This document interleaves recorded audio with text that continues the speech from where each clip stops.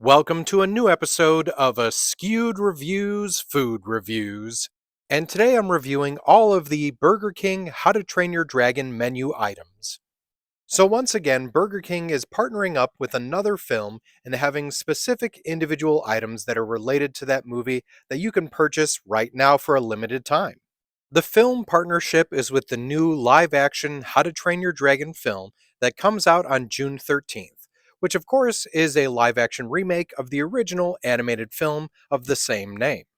In this partnership, they released four separate items: a sandwich, a side, a drink, and a dessert.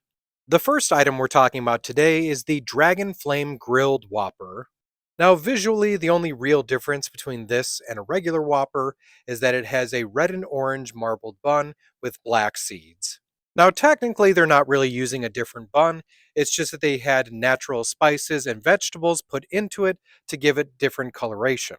Aside from the bun, the other ingredients in this sandwich are a beef patty, American cheese, bacon, tomatoes, lettuce, onions, pickles, ketchup, and mayo.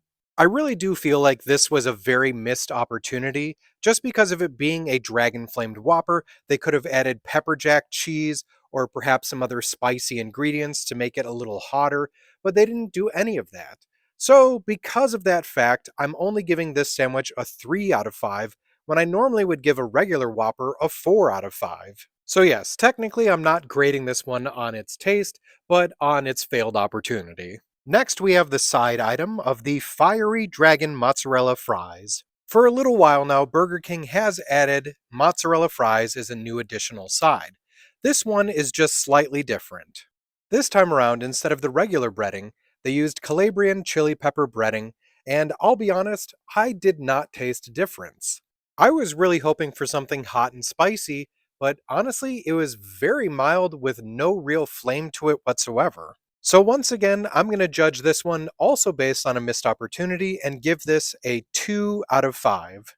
I will at least say this: if you end up being a fan, you have the opportunity of getting it as 4, 8, or 12 in a box. Now we move on to the drink item, which is the Soaring Strawberry Lemonade. Now, even though a lot of places do have strawberry lemonade, this one was pretty tasty. It was a mixture of lemonade, sugar, fruit puree, and natural flavors, which, as we all know, are really usually not that natural. I know Burger King doesn't always go super crazy with the drink, so I'm not going to give them too much of a hard time. I do feel they had a missed opportunity, though, of potentially turning the drink black so it could be the same color as Toothless. But I'm going to judge this one mainly just on the taste. So I give it a 4 out of 5. Finally, we have the dessert item, the Vikings Chocolate Sundae. With this one, you have soft serve vanilla ice cream, Hershey's chocolate syrup, and black and green cookie crumbles. When it comes to the ice cream, I had no issues there. I mean, it's soft serve, you can't really get that wrong. Unfortunately, that's about the only thing I did enjoy. When it came to the Hershey's syrup, I don't know about anyone else, but when I was growing up, there was two types. There was the one in the bottle and then the one in the can. Now, I don't know if I'm just crazy and I actually noticed a difference, but the type in the bottle I always really liked. The type in the can, it always tasted too rich and just there was something kind of off about it. And I feel like that's the type that they used for this ice cream. And when it came to the cookie crumbles, they were just so dry and just chalky that I did not like that whatsoever. So, for me at least, this dessert is getting a 1 out of 5. Oh, and of course, how can I forget? Because it's Burger King, you can also get a How to Train Your Dragon crown. So, altogether, as a whole meal, I'm giving this a 3 out of 5.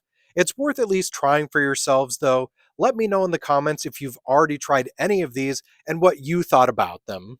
I hope you enjoyed this episode of Askewed Reviews Food Reviews. And if there's any food that you think I should try and do a review for, please mention it in the comments.